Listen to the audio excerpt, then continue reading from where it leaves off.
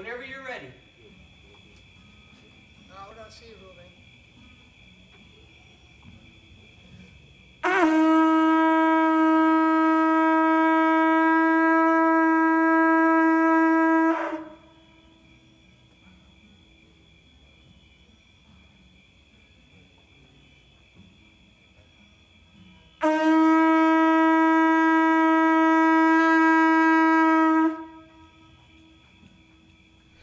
First night we all played together, the full band, the 6 of us. It felt great.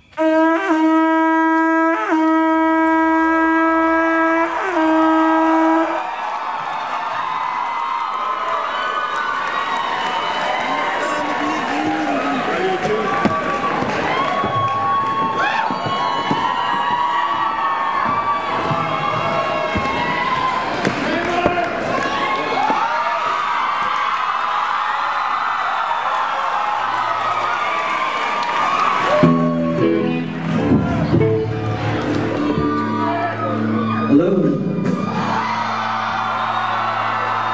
Hello.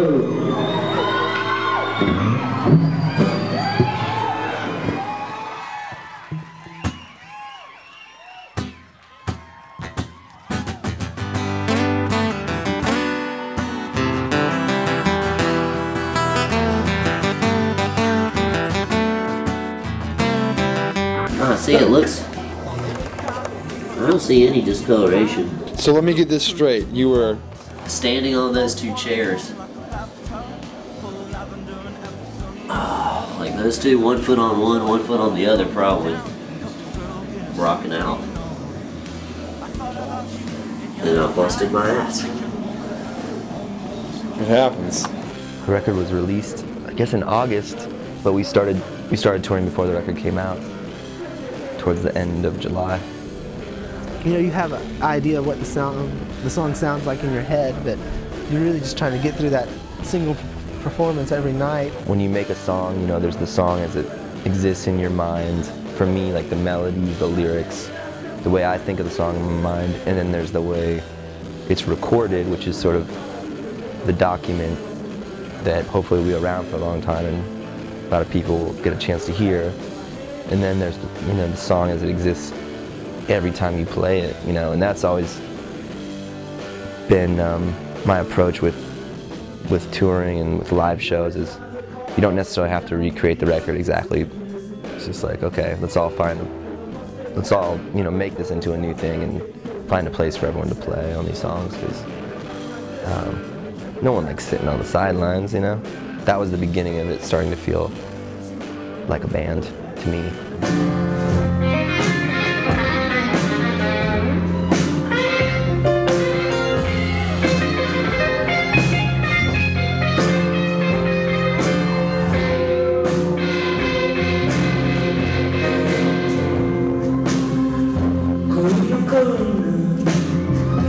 We've been so long.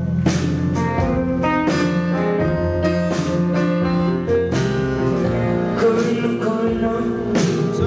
Where you've been so long. I've been so worried about you, Coquito. When are you coming?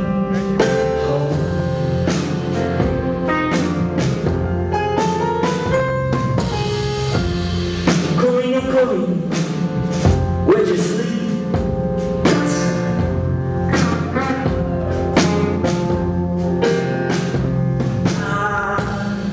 I remember every time I heard about the tour, the breaks kind of got smaller and it got longer. I don't know if it's the longest tour I've ever been on, but it's up there. I kind of had to take it day by day, because normally I would go on tour for 5 weeks, a month, and you know, say, okay, we're starting here, and I'll go home in 4 weeks, and you know, 2 weeks, and I'll be okay, 2 more weeks, and you know, it's going good, and I'll make it. If you're like submerged, lying at the bottom of a swimming pool, and like you can sort of like through the water make out a form like shouting at you, and you sort of hear like these weird echoes, like,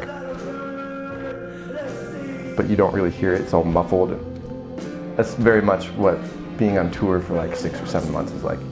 You sort of the sort of real life and reality becomes sort of a faint echo, and you're submerged underwater.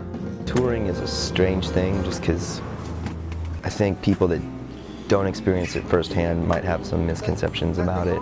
But it is an incredible amount of fun, and there's a lot of chances to party and do all that type of thing, but you know, it's also kind of an isolated existence in a way. I mean, you pretty much have your band and your crew and the people traveling with you, and the longer you're away, the less you can relate to people outside of the group that's traveling. You know, in our case, covered a lot of miles and we did a lot of shows, but you know, it's different than being on vacation. A lot of it's hotel rooms and rock clubs and the bus and airports, and occasionally you'll luck out with a day off somewhere and you can do some sightseeing, but for the most part, it is work. I don't know, it sounds strange, I think, for people to hear that, but it can be difficult. I have in the past described tours as just a long, like a one day at work, because you're involved in it 24 hours a day. Yeah, there'd definitely be some nights where we were totally exhausted and you try to like get through that. And then there was other nights where it was just like effortless.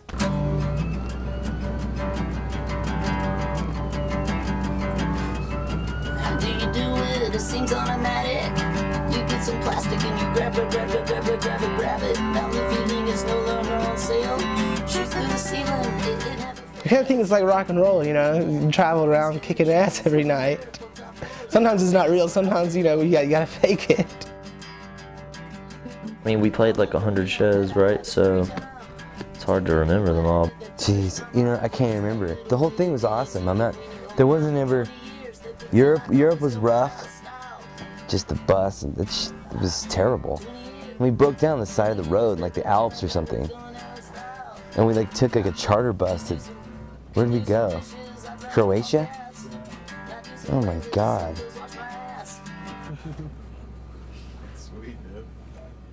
I never exactly know what to say in this situation. I've been on a lot of tours, and I've been on tours with bands that say the same thing every night in front of before the same song. It's my least favorite thing in the world. Absolute least favorite thing. Tell the same story. It sucks. So I apologize, I have nothing clever to say to you all. All right? Just get it as it comes, man. Exactly what's happening.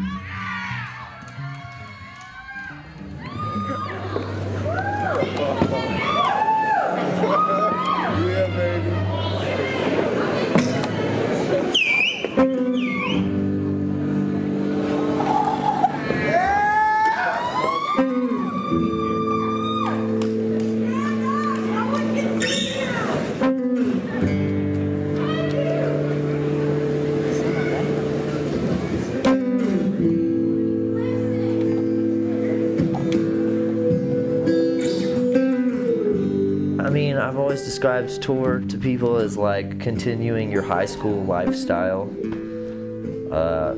You know, you're just like a kid and you play guitar and you talk about rock.